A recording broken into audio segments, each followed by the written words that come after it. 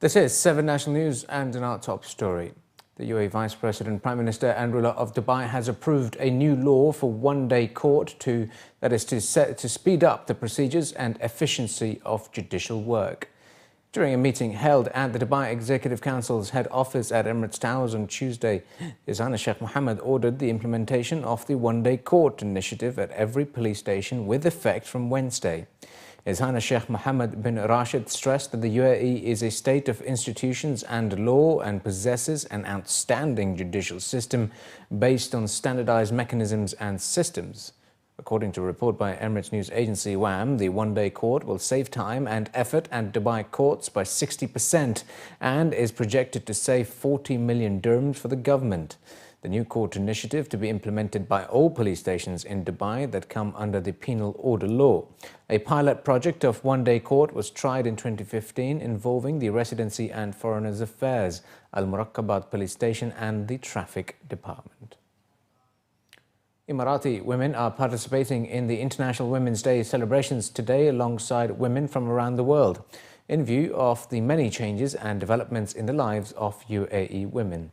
In recent years, Emirati women made outstanding progress in their continuing journey on many fronts, as they represent a symbol of women's development all over the world. This year's International Women's Day celebrations are taking place during the Year of Giving, as declared by President His Highness Sheikh Khalifa bin Zayed Al Nahyan. Her Highness Sheikha Fatima bint Mubarak, Chairwoman of the General Women's Union, Supreme Chairwoman of the Family Development Foundation and President of the Supreme Council for Motherhood and Childhood, said that the theme of this year's UAE Women's celebrations will be Women are Partners in Giving. The UAE has always been keen to adopt a range of measures for women's empowerment, including the establishment of a series of national systems for representing women's foundations and supporting women's development, such as the General Women's Union that drafts strategic national strategies for women's development, the Family Development Foundation in Abu Dhabi, the Women's Development Foundation in Dubai, the Sharjah Supreme Family Council, and the Supreme Motherhood and Childhood Council.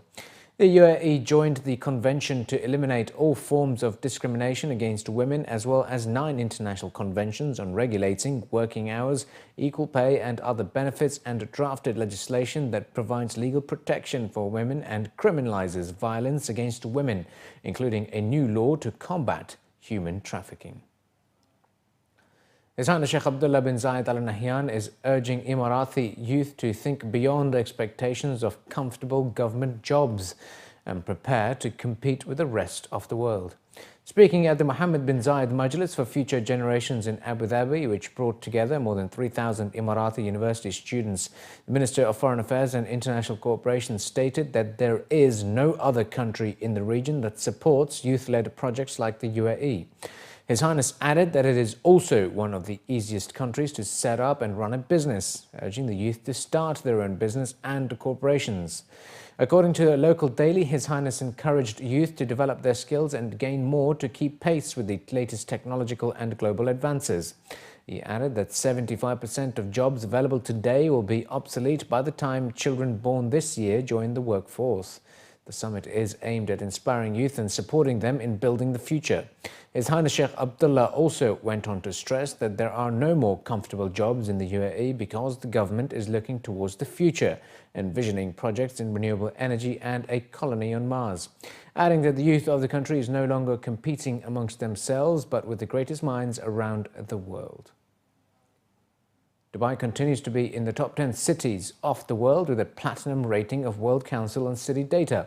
That's according to experts gathered at the Global Cities Summit being held in Dubai. City planners and local government representatives of over 50 cities gathered during the 2-day summit being held in Dubai, which looks at the importance of data towards policy making and city planning. Dubai has been ranked among the top 10 cities in complying with the first international standard for cities in terms of city services and quality of life. The Emirate earned the Council's Platinum designation in 2014 for its compliance with the ISO 37120 international standard, which assesses a city based on 100 indicators across 17 major themes. As per the WCCD data portal, Dubai continues to perform ahead of the other ISO-certified cities, with the lowest city unemployment rate down at 0.3%, coupled with lower levels of youth unemployment at 2.06%. Furthermore, the Emirate also registered a high rank in the percentage of students completing secondary education at 99.26%. According to the data, Dubai also secured the topmost ranking in the target of reducing by 2030 the adverse per capita environment impacts of cities by paying special attention to air quality. Commenting on the results, His Excellency Abdullah Shaybani, the Secretary General of the Dubai Executive Council, said that the city will now use the data to devise the Dubai Declaration to ensure a sustainable living environment over the coming years. Now, a lot of data is there. A lot of data has to be cleansed, clarified, properly elaborated on, researched on, and etc. So that's why they are concentrating in this particular 2 days gathering, on how to look at data. We have professors who are throwing certain aspects. We have practical people from different cities who are throwing their challenges.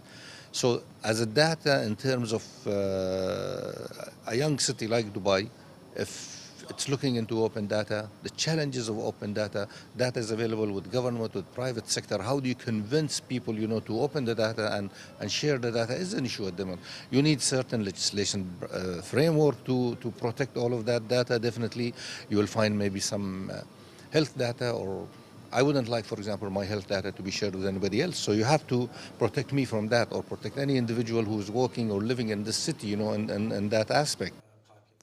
The summit also hosted the main panel discussion related to the future of data in city planning, as the WCCD aims to expand its membership from 50 cities to over 100 cities by the end of the conference. While sharing his expertise during the forum, Andrew Collins, the Assistant Director of Greater London Authority, stated that data science is gradually becoming the language of city halls. It was added that data plays a crucial role in creating inclusive cities, smarter and a sustainable environment. Is the World Council on City Data important? It certainly is. Its work is vital in trying to establish means by which we can compare in reasonable terms one city's performance to another. And this really is the key point. You could argue that country-to-country relationships are important, but in 2017, it's city-to-city relationships that I see as being more important still. These are the places where innovation happens. These are the places where you are seeing stronger and stronger city leadership coming to bear on public policy problems that can only be tackled at this level. So having the data as a tool that will allow a mayor to sit around a table to understand how well a similar city is doing with regard to a certain policy area is increasingly important. Being able to then promote and start the discussion about how they might be doing things better, what they learnt along the way to their own success is, I think, a really valuable tool for every city mayor. The chief executive of the company looking to bring Hyperloop technology to the region is hoping to gain regulatory approval for its futuristic transportation by the end of 2018. Speaking at the Middle East Rail Conference in Dubai on Tuesday, Rob Lloyd, the chief executive of Hyperloop One, said that the company is currently learning what it will take to create the regulatory framework required. However, he hoped this could be delivered and developed in the UAE first, with a view to then using this as a blueprint for operations elsewhere in the world. Mr. Lloyd said that his company would need to work with Dubai's Roads and Transport Authority, Abu Dhabi's Department for Municipality Affairs and Transport, and the Federal Transport Authority to gain approval for its technology, which he claims could deliver passengers from Dubai International Airport to Abu Dhabi International Airport in 12 minutes. The concept, in which a magnetically levitated pod is propelled through a near vacuum tube at speeds of up to 1,200 kilometers an hour, has yet to be fully tested, and many scientists have suggested it faces engineering and financial challenges that may make it impracticable. Coinciding with the International Women's Day today, the UAE Ministry of Health and Prevention and senior healthcare experts attending the third MENA MedTech forum in Dubai highlighted the need for urgent action on closing the gender gap in workforce, as women only make up for 6% of CEOs in the global healthcare industry. While 35% of the healthcare workers in the UAE are women, representatives of the UAE Ministry of Health and Prevention highlighted that the country has the highest number of women ministers in the world and stressed that women, who account for about half of the nation's population, are at the forefront of the country's workforce in many key sectors, including healthcare and education in the government and private sector. One of the key topics discussed at the Medical Technology Forum was how the public-private partnership law can help the UAE's healthcare industry in not only providing effective patient outcomes in terms of allowing better diagnostics, but also help in the prevention and cure of diseases such as diabetes, stroke and kidney failure. While stating that the UAE has over 400 government-owned pharmaceutical companies and over 5,500 private pharma companies, officials highlighted that the long-term solution for providing high-quality healthcare services for patients lie in planning stronger PPP ties and also a need for local health authorities and the private sector to join forces. We are always behind in supporting the local factories. We have so far 16 factories producing above 1,000 pharmaceutical products and medical equipments and medical instruments. By 2020, we'll be having 34 factories, and this is a great evidence that how much the government of United Arab Emirates is supporting the medical investment and supporting the health expenditure in general in the Emirates. We are expecting to have 34 factories by end of 2020. And also we are so proud that recently we had supportive to the PPP, which is public-private partnership, which we are bringing in the international hospitals to the Emirates to run our hospitals, like Cleveland Clinic in Abu Dhabi, Seoul National University, which is running Sheikh Khalifa Hospital in Ras Al Khaimah, Johns Hopkins in Sheikh Khalifa Hospital, Abu Dhabi, and Tawam Hospital. And we have also the Global Health, the Swedish company, which they are running Rashid Diabetic Center, Sheikh Khalifa Hospital in Ajman, and Masfout Hospital. What we're trying to do is to build a value-based policy in terms of acquiring products and purchasing products, and we look at value. And by adding on the technology, you add a lot on the value that you bring to the patient. That's what we. And again, what we try to do within the technology that we have is to move from diagnosis to cure. So we have all the technology that is, whether in diagnostics or radiology, to diagnose and to know what is the disease. And we have the rest of the technologies, whether in surgeries, interventional, minimally invasive, and now with the digital technology that we have, is to cure before the disease advances further.